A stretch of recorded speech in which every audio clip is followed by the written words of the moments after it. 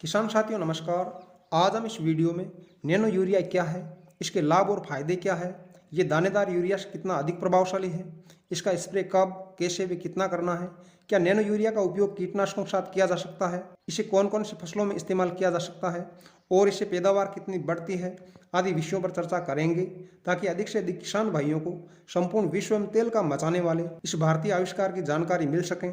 साथियों, nano urea urea का तरल रूप है जिसे दानेदार यूरिया की कमियों व दुष्प्रभावों को दूर करने के लिए बनाया गया है। नैनो यूरिया को आप इस प्रकार से समझें कि जो आधे लीटर की बोतल आप देख रहे हैं इसमें एक बोरी यूरिया समाया हुआ है। नैनो यूरिया इतना सूक्ष्म है कि दानेदार यूरिया के एक दाने में नैनो यूरिया के 55,000 कण समा जाते हैं। नैनो यूरिया का आविष्कार इफ्को यानी Indian Farmers Fertiliser Cooperative Limited ने किया है। ये हमारे लिए गौरव की बात है।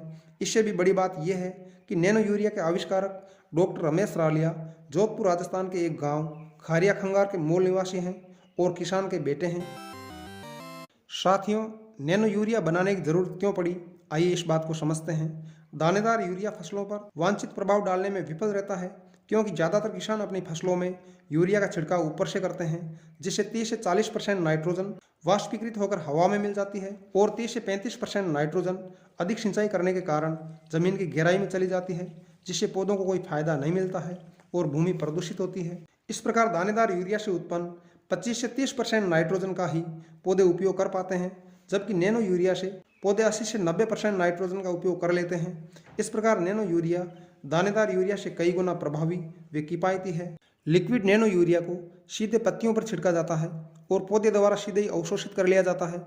वैज्ञानिकों के अनुसार नैनो यूरिया के कणों का साइज इतना कम है कि ये पत्ती से सीधे ही पौधे में प्रवेश कर जाते हैं और पौधे की जरूरत के अनुसार धीरे धीरे नाइट्रोजन रिलीज करते हैं। दानेदार यूरिया से केवल उत्पादन बढ़ता है, जबकि नैनो यूरिया से फसल व बीज के रंग, रूप, चमक व आकार में सुधार होता है। यह फसल व मिट्टी की सेहत में सुधार के साथ साथ खारे पानी की गुणवत्ता को भी बेहतर बनाता है, जिससे उत्पादन बढ़ता है। नैनो यूरिया आधे लीटर की बोतल में आता है जिसकी कीमत 225 रुपये है, जबकि दानेदार यूरिया का एक बैग 266 रुपये में आता है।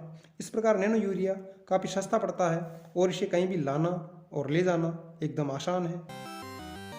नैनो यूरिया का इफ्को व भारतीय कृषि अनुसंधान परिषद द्वारा देश के 11,000 कृषि क्षेत्रों में 94 से अधिक फसलों पर परीक्षण के बाद किसानों के लिए मई 2021 में लॉन्च किया गया है। अतः यह सभी फसलों के लिए सुरक्षित व लाभकारी उत्पाद है।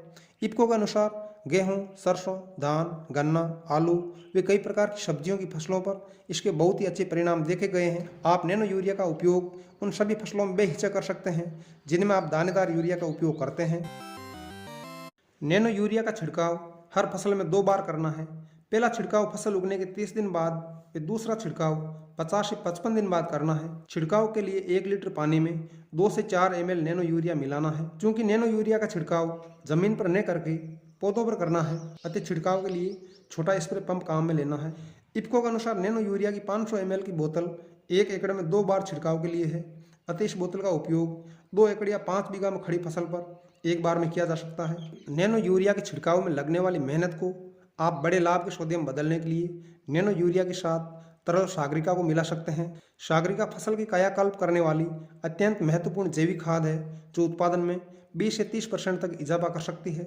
सागरिका की 500 ml की बोतल मात्र 260 रुपये की है और 2 एकड़ में छिड़काव के लिए है। सागरिका भी इफ्को का ही प्रोडक्ट है। इफ्को के ये दोनों प्रोडक्ट ग्राम सहकारी समिति में हर समय उपलब्ध रहते हैं। इस प्रकार आप नैनो यूरिया के साथ सागरिका का उपयोग करके अपनी फसल में प्राण फूंक सकते हैं। नैनो यूरिया का उपयोग कीटनाशकों के साथ भी किया जा सकता है। कुछ किसान नैनो यूरिया को फव्वारा सिंचाई व ड्रिप सिस्टम में यूज कर रहे हैं। इससे कोई फायदा नहीं होने वाला है क्योंकि नैनो यूरिया केवल और केवल पत्तियों पर छिड़काव के लिए बनाया गया है, अतः इसका उपयोग पत्तियों पर छिड़काव के रूप में ही करना है। एक विशेष बात यह है कि नैनो यूरिया के छिड़काव के समय पत्तियों पर पानी या ओस नहीं होनी चाहिए, अतः स्प्रे के 12 घंटे पहले या 12 घंटे बाद ही सिंचाई करनी है और धीरे धीरे एक एक पौधे पर स्प्रे करना है। अगर आपने कभी नैनो यूरिया का उपयोग किया है तो इसके प्रभाव व फायदों के बारे में अवश्य अवगत करावें ताकि अन्य किसानों को इसके बारे में जानकारी मिल सके। वीडियो में अंत तक बने रहने के लिए आपका शुक्रिया। बहुत बहुत धन्यवाद।